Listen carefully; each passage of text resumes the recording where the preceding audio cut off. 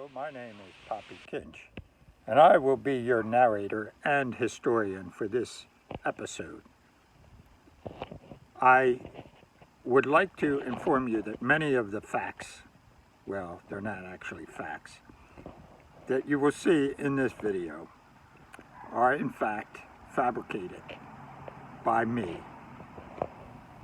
Now, it is known that the Philadelphia area in Pennsylvania was one of the earliest areas settled by the pioneers who came to America from Europe. And as they settled in Philadelphia, they quickly found that the situation there was becoming much too urban for many of their tastes. So they decided to move further west. And as you know, the famous call is, "Go west, young man." Well, many of the men, you wouldn't believe it, but I, myself, am only 24. But life back then was very difficult, and people became older a lot sooner than they do now. So, living in Philadelphia was an urban environment, and the people that settled in the Hibernia area were much more rural in their taste.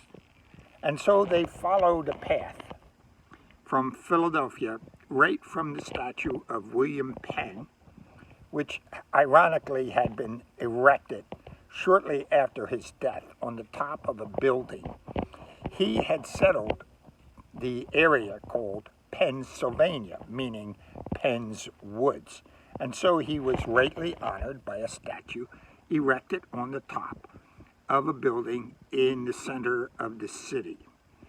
And from that location where William Penn stood to the Hibernia Park area was actually 30 miles. Now, these weren't nautical miles, these were land miles. And these 30 miles were the reason that they called the route that they traveled Old Route 30. There is also another legend saying that it's possible that the route was called Old Route 30 because there was actually a tree in Hibernia that was so old that its root went 30 miles. That is how long its route was. And so they called the route to Hibernia Old Route 30.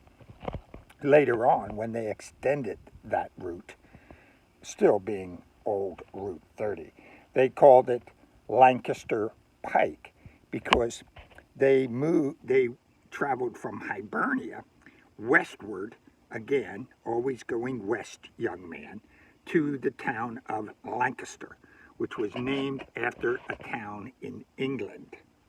So, these early settlers went to an area where there was always water. Water was very important to the early settlers. They used it for transportation. They could go from one place to another via the water route. Again, if it was really a route of water, it wouldn't have been able to hold a tree. But what they meant by route was a pathway from one place to another. And so they got on this water route thing, and everywhere they settled was usually around water. Now, there were very many great advantages to settling around water. For one thing, you could always count on a drink if you needed it. Now, many of the early settlers preferred a different kind of drink, and thus we have a competing show called Drunk History. But my history is much more sobering than the drunk history. So, settling around water had its advantages.